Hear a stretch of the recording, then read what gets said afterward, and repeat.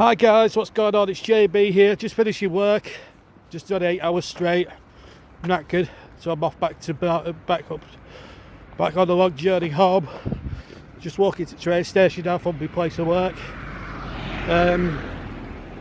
So that's what I'm up to. So I just thought I'd bob on whilst I'm walking to the train station, kill a bit of 10 minutes or something over there, and just what I better wish you YouTube subscribers, the people that have enjoyed what I've done in the last 12 months. I just want to look back at some highlights, quick highlights of what we've done. We've done some terrific football games for you. We've done Burnley's survival mission when they had to win against Cardiff. That was a big game. We did that. We did that terrific run to the Champions League final for Liverpool, which they eventually won. We've covered the Cricket World Cup as well, albeit reviewed it. So it's been a great year for British sport. Liverpool winning 2 more trophies, going top of the Premier League by about 15 points. It's been an amazing sort of season so far for us, or for the channel, for the Reds as well. And the channel's been great. I mean, literally the listening figures to the YouTube commentaries has been amazing. Certainly in the last couple of weeks, the Christmas games especially have attracted more than 6,000 people to listen along from all corners of the globe, and that is a terrific achievement. And I never thought in my wildest dreams I'd get that this Christmas. So thank you to everybody who took the time to look at me and listen to what I've got. And a lot of people are grateful. I've gained some terrific respect from people. A lot of people saying that even expats out abroad now who can't get a link to football games back in England, it's like when I do them, it's like it's being back home again. It's like getting their football fix, and I just do what I do. It's a service. I don't make money out of it, and I do it because I enjoy it, and I entertain you guys as well with a bargain, and you enjoy what I do and what the content creates, what I do. I just want to touch on the comment section. I have to touch on it again. It's not what I want to do because it's supposed to be a joyous, happy day, New Year and everything else. But I have a resolution for everybody who's tuning into the comment section. When you're on a live game and I'm trying to do the commentary, let me do the commentary. Let me give the score. Nobody shout out scores or nobody write scores in the comment section until I've shouted go, until I've said it for myself. There's been 1 or 2 incidents this year of people making a complete habit of doing that. Also, bad language will not be tolerated. We've had a few of those over the course of the year. So I just want to reiterate, there'll be no racial abuse, no sexist abuse, there'll be no calling out the scores. If your link's in front of my link, just keep patient and let me talk the commentary through before shouting everything out, because it's, you might be happy that that's happened when you're a minute ahead of me. You might have a stream a minute ahead of me, but give me a chance. Give me a chance to call it and then celebrate it on the comment section. And I'd also like to see more people voting on the JB Man of the Match award. So far we've had the highest I think we've had on votes is 10 people. We do it for a half an hour window to give you guys a chance to vote. It's important that we do that, and it's important that we do that and give you guys a chance to interact and say, if you've seen the match and you're listening to my commentary, for example, it gives you a chance to vote for your man in the match and everything else that goes with it. So I don't do it for fun. I do it purely and simply to get you guys involved and get you talking in a positive way about the game, whether it's going good or bad for whatever team, But I've just got to reiterate, no nasty comments, no swearing, definitely no homophobic chants, no homophobic comments, racism comments, no nothing. We are a channel that's open to all creeds, all sexes, all ages. I just want to reiterate that. And that's the really serious bit. Now then, my personal highlights. I think 2 commentaries stick out more than I think anything else. of course, I mean, 3 commentaries. 2 of them involving Liverpool, 2 of them involving, in fact, Manchester City. But we'll touch on them in a minute. But I want to touch on Liverpool. What a year they've had. A calendar year.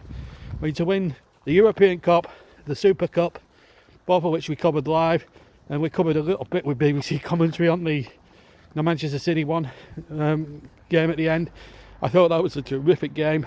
The 2 games involving Manchester City, firstly the FA Cup final when they completed that domestic treble. I think that was an historic occasion in football. If you can't see me, I do apologise. We are a bit blighted by trees at the moment, so there's hardly any light. Oh, we've got some back. I thought that was a terrific occasion because no team in the history of English football, it's been going for since, since the League Cup started back in 1960. No team ever in the history of English football has ever won the domestic treble. That was the League Cup, which City had already won on penalties. The FA Cup, which they won, which I'm going to touch on in a minute, and the League Championship. I have to say, the finish of the League Championship earlier in the Premier League was an amazing finish. City finishing on 98 points, Liverpool on 97. I mean, that was just unbelievable. Not as good as the one in 2012 where it went down to the last kick with Sergio Aguero scoring the winner, but it was still as dramatic. And for Liverpool to miss out by 1 point on 97 when they finished second, I mean, that was harsh, but they got their just desserts and deserve a piece of silverware when they won the European Cup. So, and they beat Spurs very easily, I thought, that night. A game that we actually did on Twitch and then uploaded to YouTube. And then of course Manchester City against Wolves just now, at Molineux. One of the great, I think, in terms of dramatic finishes, I think one of the best games I've ever done. Commentated on it was City have a man sent off, and then City get a generous VAR decision to get a penalty, and it did look a very generous decision, it has to be said. They score from the penalty after a retake. Again, that was nothing but controversial in itself.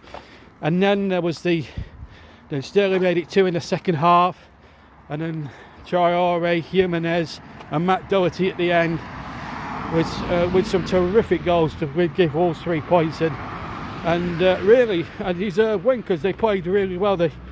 When City went down to 10 men, Wolves actually stretched them, which was quite good to see, which was great. That's my personal commentating highlights. Burnley highlights, staying up in the division, of course.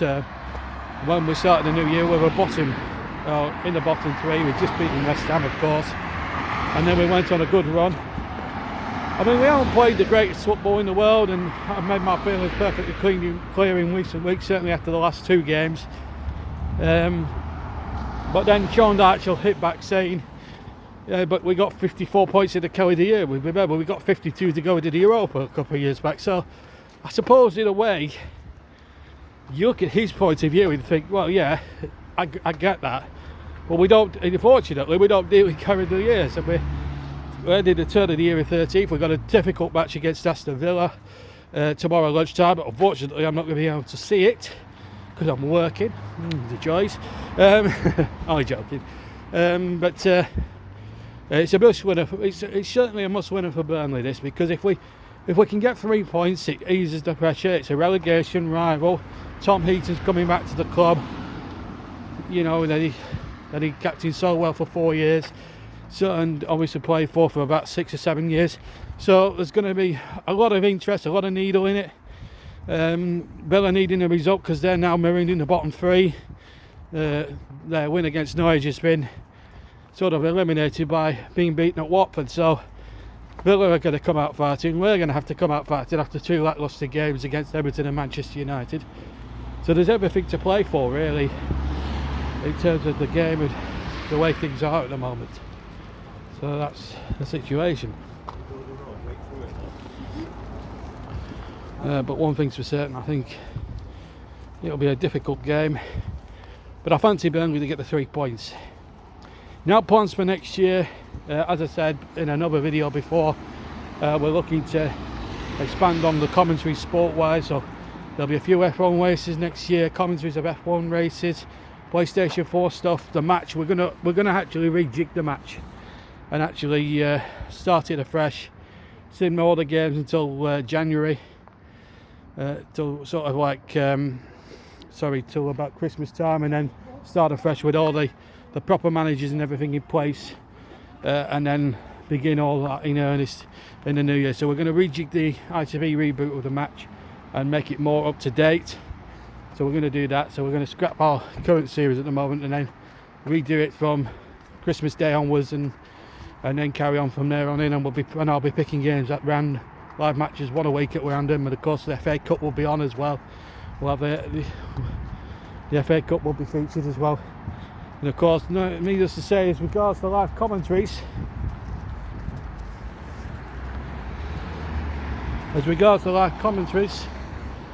there will be absolutely 100% commentary on the FA Cup Saturday, Sunday, this coming Saturday and Sunday. Hopefully including the Merseyside derby, which is a big match of the thing, and there's Wolves and Manchester United on the Saturday as well. We hope to cover live for you as well. And there's going to be so much. So we've got some sound-only documentaries, and we're going to have other documentaries as well. For example, we'll have JB's 5 YouTube channels to watch and to subscribe to, and my first feature will be on Trevor Sports, the man who does the retro grandstands with his PS4 and everything else, and match of the days and stuff. Thinking about that old style feel to sports thing. It did take me back to the 1990s. It really does, and golden age of television, sport and everything else. So yeah, so that's the situation. So there's only one last thing for me to say, guys, really, is have a fantastic new year, have a fantastic 2020, whatever you're up to. Don't be doing anything daft or stupid, and have a fantastic new year. And I look forward to seeing you in the new year with commentaries and FIFA videos and everything else. Should be great fun, and I hope you enjoy and keep enjoying the content that I work so hard. Hopefully we'll have Chris and Ross and a few others back as well, commentating alongside me in the new year. They've all have different issues to sort out, so we'll have them back in earnest as well. So thank you very much for watching this video. As I said, happy new year, keep supporting the channel. 700 subscribers by end of January would be amazing. We're hoping to hit the 1,000 mark this year. This will be an amazing thing, coming up to our 10th anniversary, which is next year. In fact, not this year coming, but next year. In fact, I just looked back and I think it's 2011 when I started up the channel for proper. So I got the dates wrong. So this is our 9th year as a YouTube channel. Going to be our 5th year as a commentary. Going to be doing live commentaries. It feels like a lifetime since we've done it. So I'm absolutely buzzing about that. Anyway, have a fantastic new year. Take care, enjoy yourselves, and I'll see you on the other side of 2020. Have a good one. Take care. Bye bye.